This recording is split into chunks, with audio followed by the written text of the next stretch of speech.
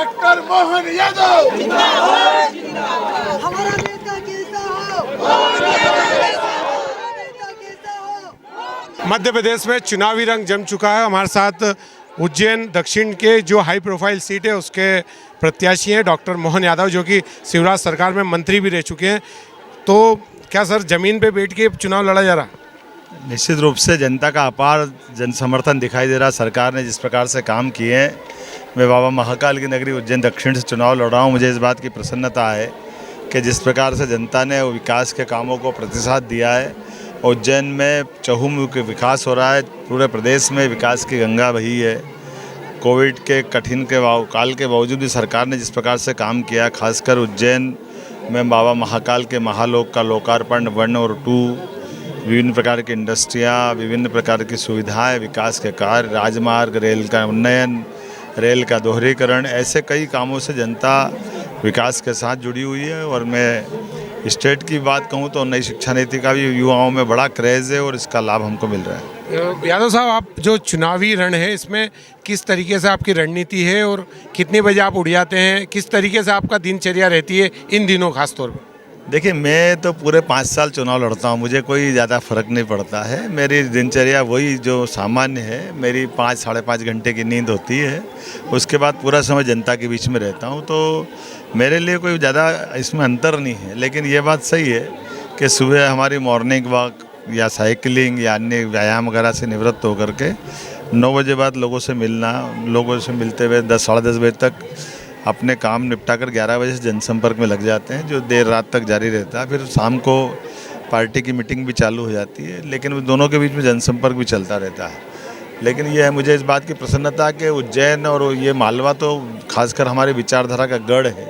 हर परिस्थिति में पार्टी के साथ लोगों का बने रहना। और यहाँ जिस सीट से मैं लड़ रहा हूँ उज्जैन दक्षिण की, ये 2008 में हमारा कुल 35% वोट बैंक बचा था।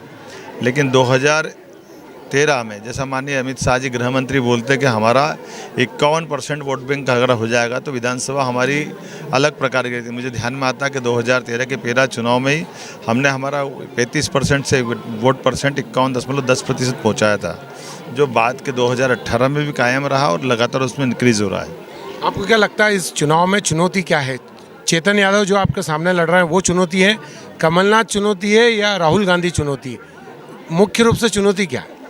देखिए, सच्चे अर्थों में कहूँ तो कांग्रेस की कहीं कोई चुनौती नहीं है। कांग्रेस के पास कैंडिडेटों का अभाव हो गया, इसीलिए वो ढूंढ ढांड के पूरे दक्षिण में कैंडिडेट मिला नहीं तो कहीं और से पकड़ के लेके आए। मैं मान के चलता हूँ कि कांग्रेस अपना आत्ममूल्यांकन करे, पहले जनता के बीच में काम करे, उनके प्रत्याशियों की पहचान बनाए, फिर कोई बात बनेगी।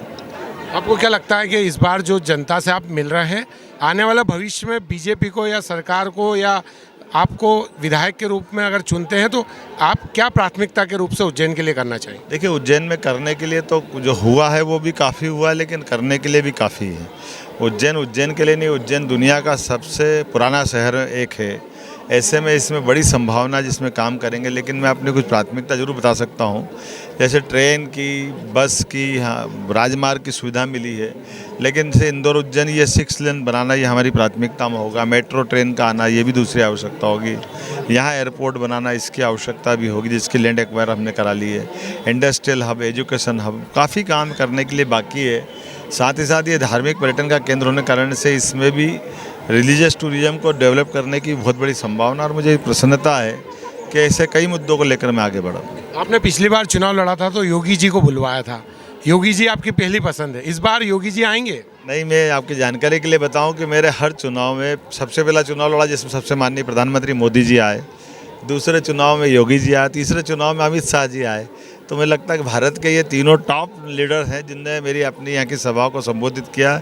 मैं भाग्यशाली हूँ कि ये तीनों ने हमारे लिए अपने लिए मौका दिया और इनके आशीर्वाद, सहयोग और इनके वोट की अपील रही कि मैं हर बार वोटों को डबल वोटों में कन्वर्ट करता रहा। और ये सब कार्यकर्ताओं की जीत होती है, कार्यकर्ताओं ने जी जान लगा करके इस विश्वास को कायम करा है। मोदी जी अब रतलाम में सभा करने वाले हैं, तो क्या लगता है आपको? संभागीय मुख्यालय उज्जैन है, तो यहाँ पे अगर वो सभा करते तो ज़्यादा लाभ होता?